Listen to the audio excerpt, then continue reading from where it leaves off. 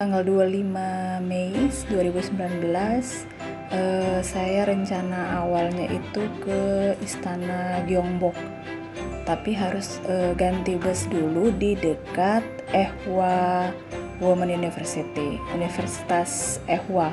Tidak hanya mahasiswi yang wanita, tapi ada juga mahasiswanya. Jadi ini salah satu universitas yang paling bergengsi di Korea Selatan yang punya program pertukaran mahasiswa dengan Harvard University. Wow. Dan di sini ada asramanya, jadi ada beberapa pilihan asrama bagi mahasiswa. Sebenarnya memang nggak ada dalam wishlist sih ini sebenarnya, cuma karena dia ganti bus di sini, saya pikir kayaknya keren juga ya. Terutama di foto-foto di sepanjang dinding-dindingnya itu sih menurut saya keren. Jadi ya berhenti di situ, putar-putar di situ sebentar, foto-foto dari Ehwa Women University, ganti bus, dan kemudian lanjut menuju Istana Gyeongbok, masih di kota Seoul.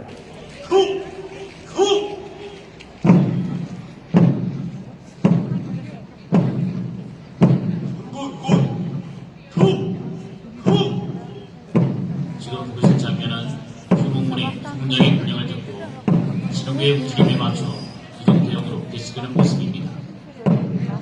The gate doors are forming up according to the commander's order.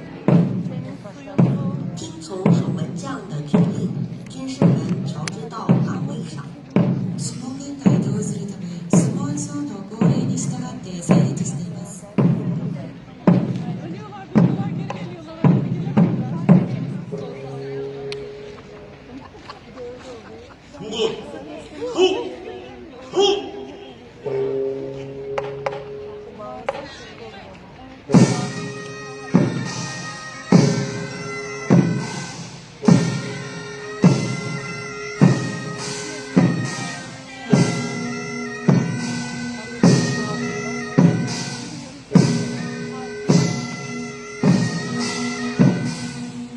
지금 문장의 지휘하에 휴목문이 공항으로 이동하고 있습니다. The gate doors are marching toward the under the commander's order. 在守门将的引领下，军士们正前往光化门。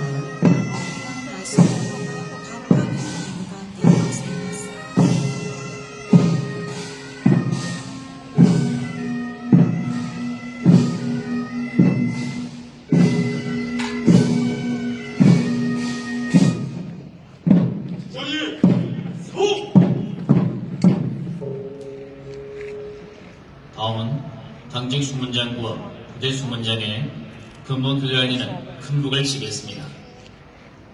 There will be the drum beats to signal the rotation of the shift. 现在击鼓鸣示，开始进行换岗仪式。 次は到着スポンソと交代スポンソの勤務交代を告げる太鼓が踊ります。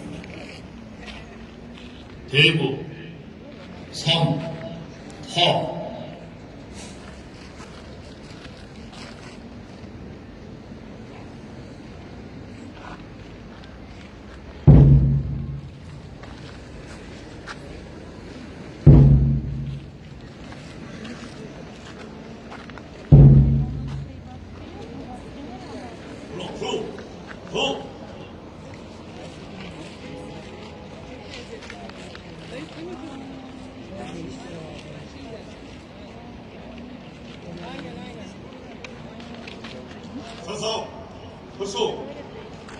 지금 당직 수문장과 부대 수문장이 군호와 수문장표를 통해 서로의 신문을 확인하고 훈례를 주고받습니다. The gate guards are checking their ID tags and exchanging salutes. 换岗守门将间通过确认军号和守门将牌，互敬军礼。 両スポンソがお互いの身元を確認した後、軍礼を交わします。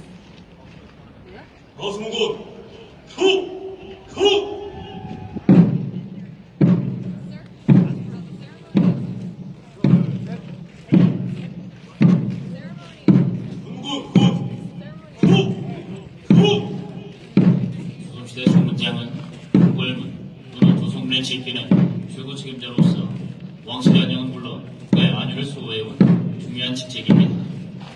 조선시대 광화문을 지키는 군사들은 경주에서 정병과 감사를 차출하고 기졸 10명을 차출해 지키게 했습니다. 보통 근무는 30명, 중과 중문의 좌우수문은 20명, 중과 중문의 좌우수문은 10명을 배치했다고 합니다.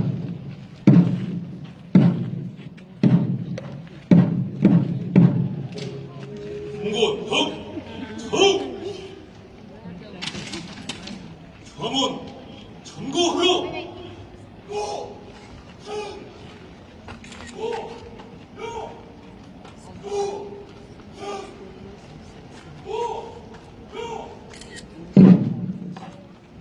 중장의 북에 맞추어 좌문 군사들이 상업품을 보고하고 기수가 깃발로 신호합니다.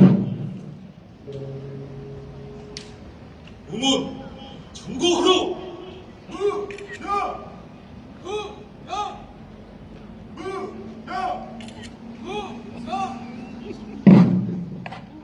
중장의 북에 맞추어 우문 군사들이 상업품을 보고하고 기수가 깃발로 신호합니다.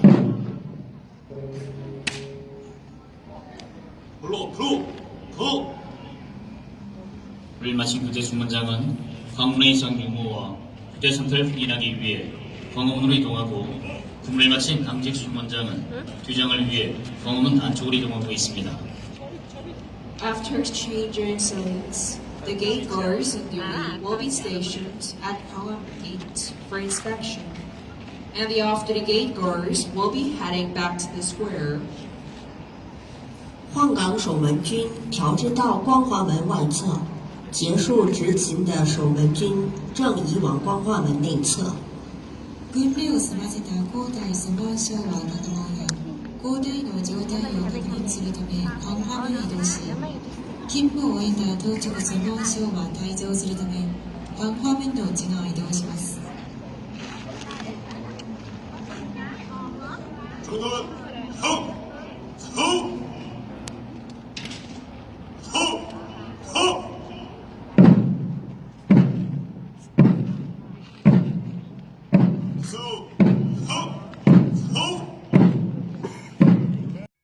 Masuk istana Gyeongbok itu kalau pakai pakaian tradisional Korea Selatan atau hanbok gratis, kecuali kalau memang tidak mau pakai hanbok berarti harus bayar. Cuma saya kurang update berapa harga sewa hanbok sekarang dan juga harga tiket masuk istananya. Jadi istana ini adalah yang paling besar, yang paling megah, yang pernah dibangun pada dinasti Joseon dan terbesar di Korea Selatan, terletak di sebelah utara Korea Selatan dan berhadapan dengan Gunung Begasan. Istana ini yang paling terkenal itu karena sudah sering sekali dibakar pada saat perang, dibangun kembali, dibakar lagi, dibangun kembali, sampai akhirnya pada satu masa ada terbunuhnya Ratu Istana Maharani Myeongsong. Jadi dibunuh oleh mata-mata Jepang waktu itu adalah perang dengan Jepang, dan sempat istana ini reruntuhan itu sampai 3 abad tidak dibangun hingga Raja Gojong yang mulai membangun kembali istana ini. Jadi ada 11 bangunan utama dan memang saya waktu itu tidak semua saya datangi karena memang luas sekali, perlu waktu mungkin harus yang 1 harian penuh ya. Cuma karena mau jalan ke tempat lain jadi saya nggak sempat untuk ekspor semua. Dan sewa hanboknya saya waktu itu online, beli online, tinggal tunjukin email, kemudian antri di ruang ganti dan ada banyak pilihan. Semakin mahal hanbok, sewa hanbok berarti kualitas semakin bagus.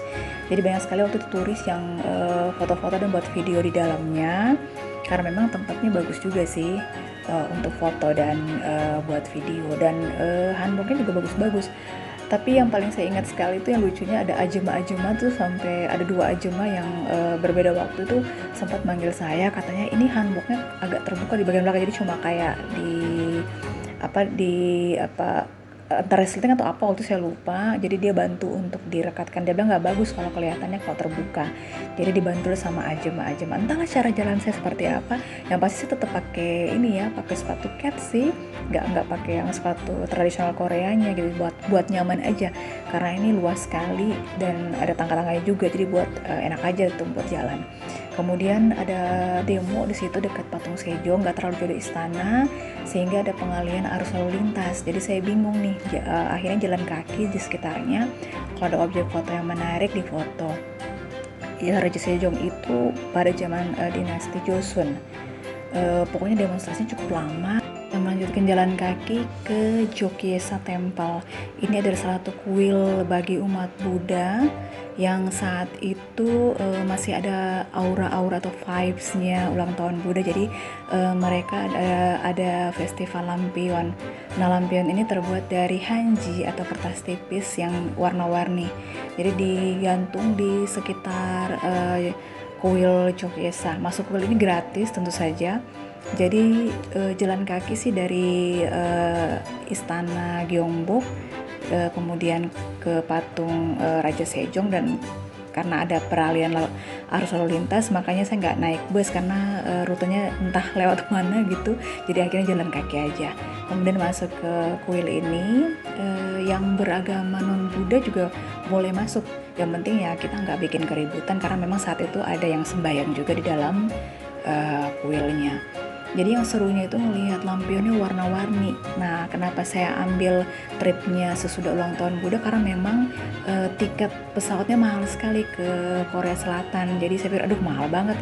Pasti hotel-hotel pun mahal pasti kan. Jadi akhirnya saya menghindari awal Mei waktu itu. Karena ulang tahun Buddha penanggalannya Imlek ngikutnya, jadi tiap tahun berubah-ubah. 2019 kalau nggak salah tuh awal-awal Mei lah, dekat-dekat ulang tahun juga sih. Cuma karena semuanya mahal dan pasti banyak orang dan akan lebih males fotonya karena foto bocor-bocor banyak orang, jadi akhirnya saya memutuskan setelahnya supaya lebih ya nggak terlalu crowded lah. Dari Jokiesa Temple saya menuju ke Bukchon Hanok Village, jadi tempat kediaman para pejabat istana dan keluarga kerajaan zaman dahulunya. Cuman ini tetap masih ada yang tinggal, jadi memang kompleks perumahan dan sebenarnya turis kalau kesini dilarang untuk suaranya terlalu keras kalau berbicara karena memang masih ada yang tinggal di sini. Jadi cukup gratis sih masuk sini, kita boleh foto-foto, yang penting nggak terlalu ribut karena memang kompleks perumahan. Masih terawat bagus sih, rumah-rumah tradisional. Jadi ada yang kalau pakai mobil bagus ya lucu juga, seru juga sih tradisional, dan yang versi modernnya adalah dari kendaraannya. Bisa foto-foto gratis, bisa nginap juga sebenarnya kalau di sini. Unyongung Palace, tempat kediaman kerajaan di mana Raja Gojong saat masih kecil tinggal di sini. Kemudian saat dia menikah dengan ratunya Myeongsong di sini juga. Nah, tempat ini sampai sekarang saat musim semi dan musim gugur digunakan untuk peragaan upacara pernikahan kerajaan.